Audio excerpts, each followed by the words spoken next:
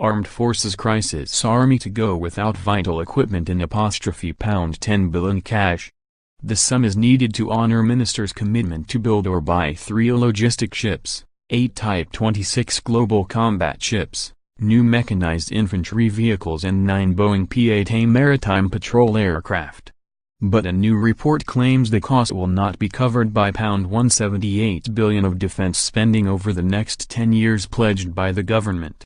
First Sea Lord Admiral Sir Philip Jones has appointed the head of the Royal Marines, Major General Rob McGowan, to fight Treasury mandarins for the extra money.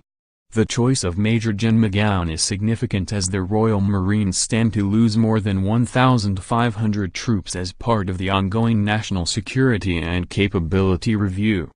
Based in Portsmouth, he will head a 20-strong team to persuade the Treasury to detach the cost of replacing the Trident nuclear deterrent from the defense budget and halt the scuttling of 2 Royal Navy amphibious landing vessels.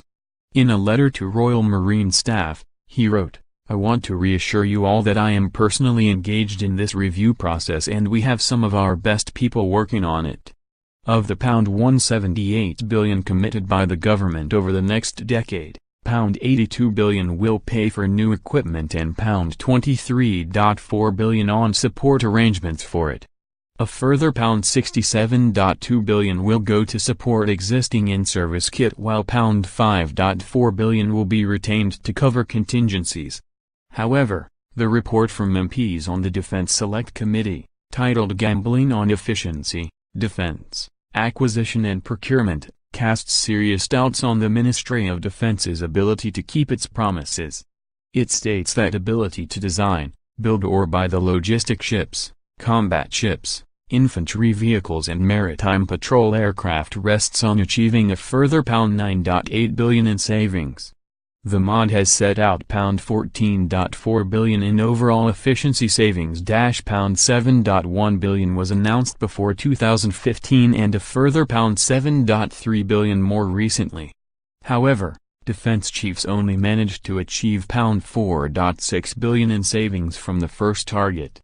Committee Chairman Dr. Julian Lewis MP said, "It is extremely doubtful that the MOD can generate even more efficiencies from within its already stretched budget on the scale required to deliver its equipment plan. This will mean reducing the number of ships, aircraft and vehicles planned. The only alternative would be to fill the gap with new Treasury money." The MP's report added, "Even if all the efficiencies are realized, there will be little room for maneuver in the absence of sufficient headroom and contingency funding. This is not an adequate basis for deleting major projects at the heart of the UK's defence capability." Last night General Lord Dannatt, former head of the British Army, urged a full audit, in the form of a new strategic defence and security review. He said, "This is the only way to set out the result of the capability study against what our defence policy ambitions are, and we need one quickly. That's when the real discussion with the Treasury begins. Do we want to retain our global footprint, our ability to help allies, our status in the P5, permanent members of the UN Security Council, or do we want to become a small insignificant island off the coast of Europe?" An MOD spokesman said the equipment plan continues to deliver the cutting-edge kit to keep the UK safe. "We are making good progress towards our efficiency target,"